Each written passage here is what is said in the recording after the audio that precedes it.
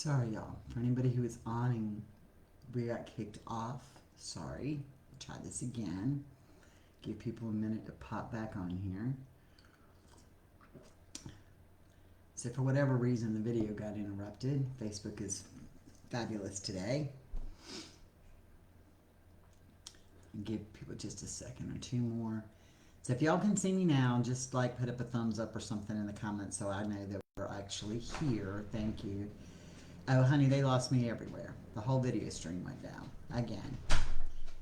We'll talk about that later, but it's one of those things that happen. All right, so let's kind of go back to where we were. I was giving people a second. We can't let others bring out the worst in us. I can't give the worst in me to somebody. I have to stop doing that. And I do it all the time. When I feel bad, when I'm angry, when I'm hurt, I let the worst in me come out. It is insane. So that is on my 21-day, I'm going to try to make it a habit to do, is not bring out the worst in me. And I do it a lot. And it's something I really have to work on. The next big thing that happens in a toxic relationship is continued disrespect. I do that too. But I think that this bring out the worst in you leads to continued disrespect. I have the person who loves me more than anything in this world walking back and forth behind me in this room, and I disrespect. The what? Chickens. Oh, he's going to go feed the chickens. I totally disrespect him at times. And that's just so wrong. You just can't disrespect people. But I do it. And so it drives me crazy because I find myself doing it. I think of it as like an out-of-body experience. And I know that's weird, but I can be into it with him, seeing us argue, seeing us go at it. And it's like I'm out of my body looking down and like, what the hell are you saying today? And the more I say something bad, the more it gets worse. And I totally disrespect him. I don't let him finish a conversation. I don't do that. I don't let him finish his conversation. I cut him off. So if I want to be respected in my bubble, I have to learn to respect other people in their bubble. And that's a tough pill to swallow. If you want respect in your bubble, you've got to give it to other people. But we don't do that. So it ends up being this level of continued disrespect. If this is his thing, and this is what he wants to do, regardless if I like it or not, I have to respect that choice. I don't have to participate in that choice, but I have to respect that choice. And when I don't respect that choice, things get bad. Things get really bad when I don't respect that choice. Last night he said to me, the only thing I have in this house is my blanket. Now that was painful. That was hard to hear. But it came from me not respecting him when we argued. It came from me not respecting him when we have a conversation. I don't want him to yell at me, so why do I yell back? And you don't realize the level of disrespect that comes out over the little things you do. I never realized the level of disrespect and where it was putting him. I'm assuming you're going to the store. Love you. Any more? You need anything besides chocolate? No, just chocolate. Nothing. But when he said to me, all I have in this house is my blanket,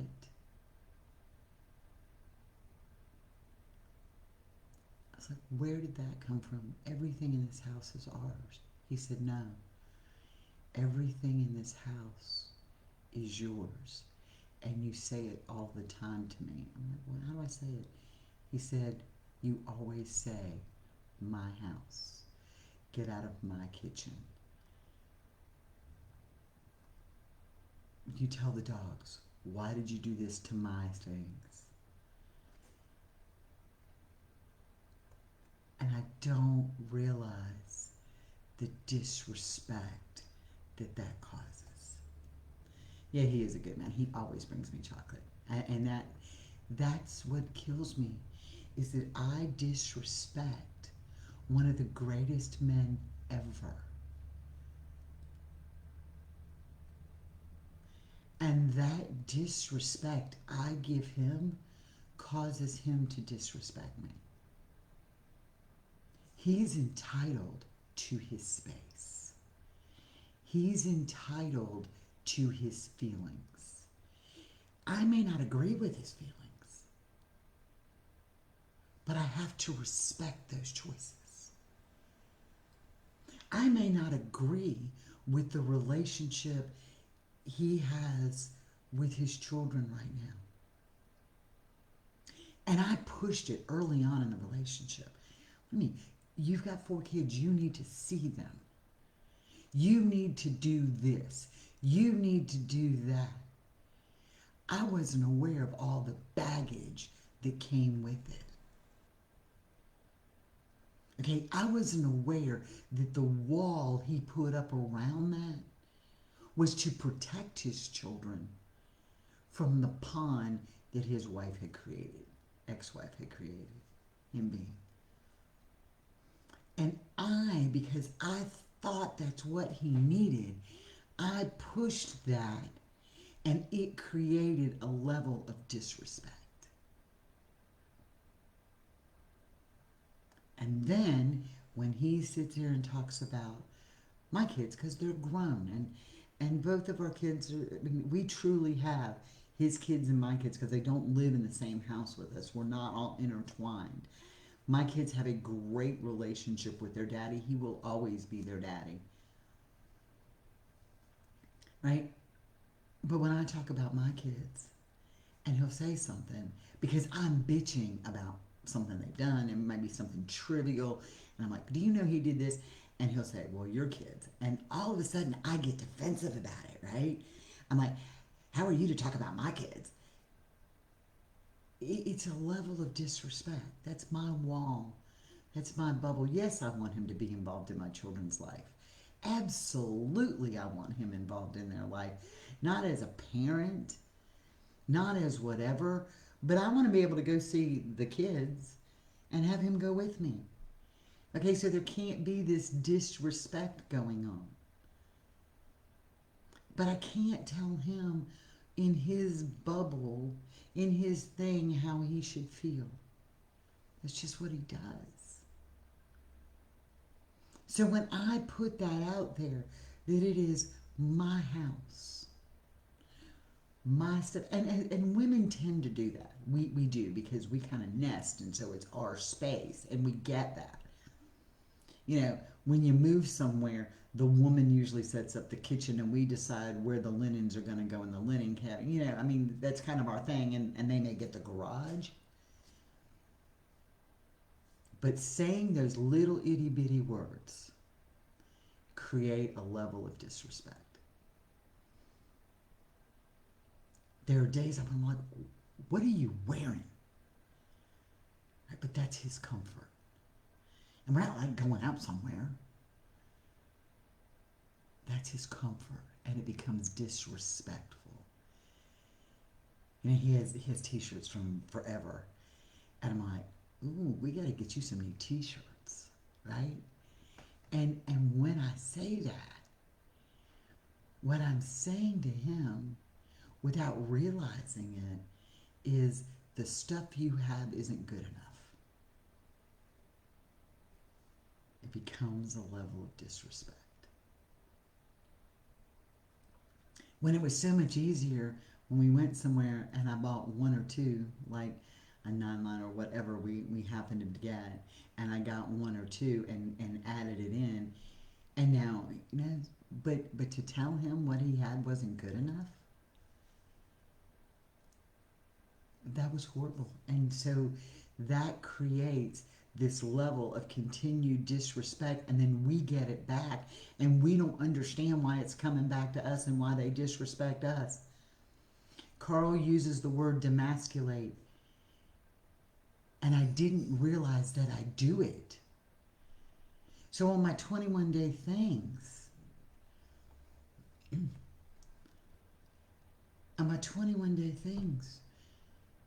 I got to stop letting him bring out the worst in me. I have to stop giving the worst in me.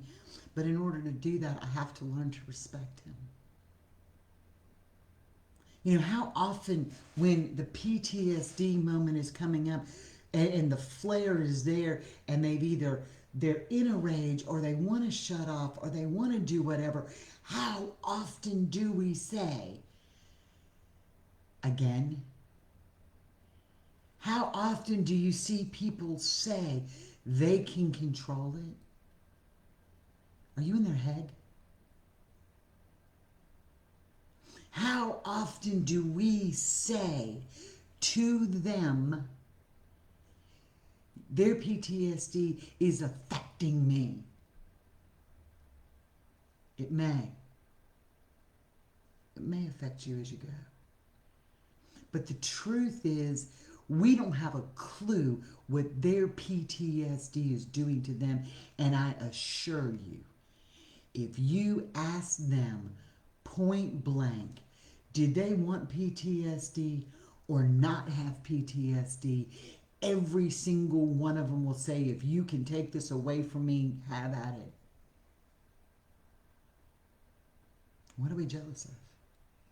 We're jealous of the PTSD and how it controls our life.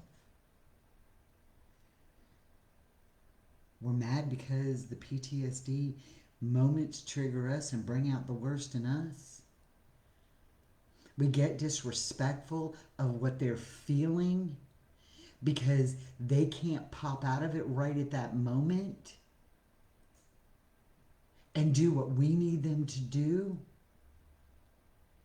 Now, I'm not saying your whole life is about that, but when we learn to respect and not bring out the worst, they're going to come around. Because when Carl and I are good, we are very good. And when we are good, I am respecting him. He is respecting me. He doesn't bring out the worst in me. I don't allow that. I'm giving him the best of me. He gives me the best of him. When all of that falls into place, we have the best relationship in the entire world. I will stand toe-to-toe with anybody.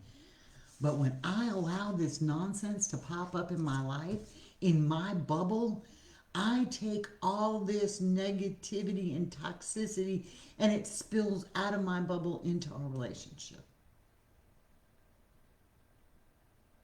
And yes, they don't know what goes in their bubble yet. They don't understand how their bubble works yet. And some of them may not understand that yet. But until we stop that, now we can't pour, and I think this is like the greatest analogy ever. You can't pour bleach into ammonia. It doesn't work. It makes a really toxic mess. I mean, yeah, there are times I clean the floor with bleach, or times I clean the floor with ammonia, but when you mix the two together, it is horribly toxic, and both of them alone are toxic, but you get a really ugly thing when you mix ammonia and bleach. And you know how I know this? Because when I clean the toilets, I leave bleach in the toilet and I'll forget to flush it because I want to make sure it's spotlessly clean and somebody pees on it. And it's the worst thing ever. So we have to take one of those chemicals out of the thing to stop the toxicity. So if we stop being toxic, when we stop being toxic, we won't have the combustion and their toxicity will go down. And it works. And it works every time. And it works in any relationship you're in. You project onto others. And what you project is what they get. Negativity breeds negativity. Toxicity breeds toxicity. And I know that's hard to hear, and I didn't realize it till I started doing this, and I started looking, and I was like, oh crap, I'm part of the problem. I'm not the whole problem, but I'm part of the problem. Let me be part of the solution. Let me allow him his, yes, we live in the same house, but there are days that Carl just is out of it. He's not engaging. He doesn't engage sometimes. He is in his space. And he said to me, and I went right over my head. It was raining one day and it was cold. And he said to me, I would be really happy and comfortable in a ghillie suit in the woods with some MREs. And I'm thinking, what the hell would you want to do that for? What do you want to do that for? We got a bed and we got like all this food and I can fix a T-bone. What the hell do you want a ghillie suit in the rain with an MRE for? Because at the place he was in his mind on that given day, he was comfortable if he would have been outside in a ghillie suit with an MRE in the rain. And who am I to tell him that's not good? Who am I to tell him that feeling isn't right? My brain doesn't work like his. But when you've served combat and you have combat PTSD, sometimes the places we feel the most, we would think they'd feel the most uncomfortable are the places they feel the most comfortable. I go back to Boone Cutler's book, and Boone Cutler said he was the most comfortable when he was at war and he misses it every day. He was the most comfortable when he was at war and he misses it every day. Sometimes that is their comfort. When they're in that moment, that is their comfort. And we can't change that. Nothing we do will change that. We just change how we react. And we respect the fact that he wants to be, doesn't mean he has to do it, but we respect the fact that he wants to be in a ghillie suit with an MRE in the rain. I can't discredit that by saying, what the hell would you want to do that for? There's a good bed and I'll fix you a T-bone. How is that listening to what he really said? How was that listening to what he really said? And I totally disrespected him at that moment. You never know that. We don't think like they do. But it's not just them. Other people have their comfort. I want to go to the beach when I need comfort. And I am deathly allergic to iodine. So that means no salt water, no seaweed, no nothing. And I want to go to the beach. And he's like, what the hell would you want to do that for? Because it's my place. And you know what? He loads me up and we go to the beach. So why can't I be that respectful in return? And that's what he's saying. So this kind of wraps up toxic and toxic relationships. Don't have one with yourself. Get the toxic out of your life. Get the toxic out of your life. Because when you get it out of yours, it's not going to spew out and you're not going to have a chemical explosion. And when you get the toxic out and we're no longer treating them with disrespect, we got that. It says right in here, continued mutual disrespect. Well, if one of us stops the mutual disrespect, guess what happens? Over time, the disrespect goes away on both parties because you get back what you give. And that's just human nature. It will happen.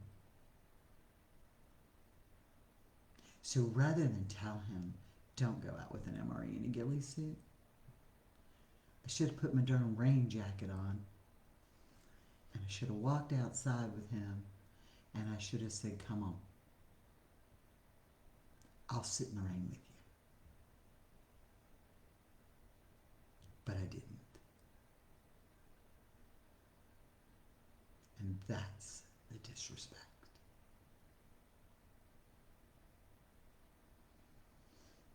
Enough on toxic. I know this has been, it's been eye-opening for me. It's been eye-opening for me. It's something I work on every day. Are we perfect? Absolutely not. Y'all, Carl and I got into it last night, but let me tell you what. It was the first time that we have ever argued that it didn't get explosive. Did we argue? Yes. Did I say disrespectful things? Yes. Did I say hurtful things? Yes. Did he say them back? Yes. But we both walked away for a few minutes before it exploded, and we came back together and we sat out and we turned the TV off and we listened. And that's progress. I'm not perfect. And I'm not telling y'all anything I haven't lived through and done. I do it every day, and I screw up every day. Y'all are an amazing community. Sue, invite Corey's parents. I will even do one-on-one, message me with Corey's parents. Because understanding PTSD is a huge part of this journey. And on some brighter notes, tomorrow night is Let's Talk. The link is on the page. I'll move it up higher again so we can see it. Join us for Let's Talk. It is amazing. We have a ton of fun on that. And we learn a lot. Sometimes more about other people than we think we need to. But in our victory, we picked up on the little things. We picked up on the little things. And we saved somebody. And that's all I'm going with that. But it was a great little thing that we picked up on. Project your voice. It is imperative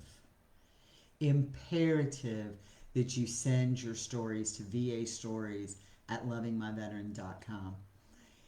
Nikita, it's on the rerun. You can listen to it again. And it's in 2 pieces because Facebook decided to kick me off halfway through. It is imperative that you get those stories and you encourage others to get those stories in. I hear, Leah hears, we've all heard over and over and over and over again, the VA's doing this wrong, or this is happening wrong, or this is happening right, or I need to change. If you don't send those stories,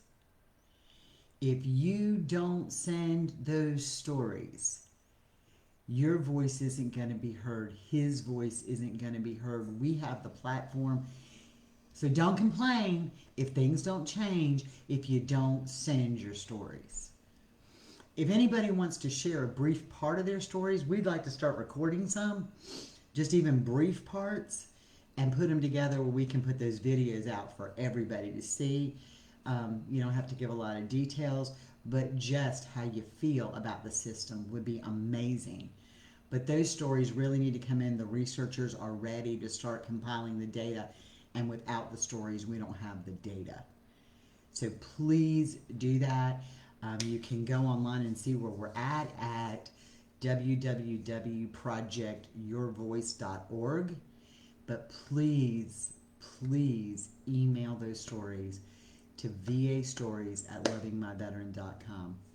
I think, Leah, we have a meeting, next week? Or is it this week that we have a meeting on this with people who are going to help us get this message out. So it is imperative that we do that. All right, y'all, we ran over as usual. I'm going to pop off of here, and then I'm going to go to Behind the Service podcast and have a little coffee conversation and collaboration with Shauna, Libby, and Aaron.